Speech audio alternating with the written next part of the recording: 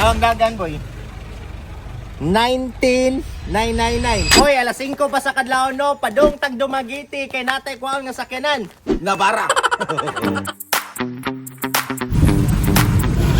Sakay tag tricycle boy kay doon naman sa skina then mag-bus ra ta, mag-series ta padung dito sa Lander. Boy, nakasakay nami and it's 3 hours sa mga biyahe. Tulo ka ticket atong nakuha boy, 137 kada usa. 15 minutes na biyahe ni padung dito sa Dumaguete.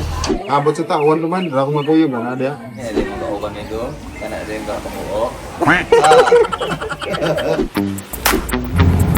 Pangitaon na nato si Jonathan boy. Nagkuha ra to nato dire para adto na to sa kanan.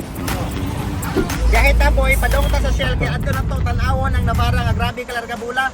Hapsay kay Nabara boy, foreigner day tagiyani mo nang ako day yung gihapan. Waray leaking oy, hapsay ra kayo. Check na to sa kanan. Good year. So next change oil 22,498. Ang dagan boy. 19,999. Kuha lang, usa na lang ka kilometros ang kinahanglanon nga daganon para ma 20 mil ang madagan ni sa kanana. Akong gipatiwas og check ang sakyanan ni si Koto kay ham ni produkto taganisan man ni sa una. Approve, basta dara boy. Kailan test drive ka car? Tara nato sa test drive ang sakyanan. This is 2024 nga Nabara. Dagan is 19,999. V nga variant, automatic transmission 4x2. So ato testingan boy kung okay na ba ang dagan.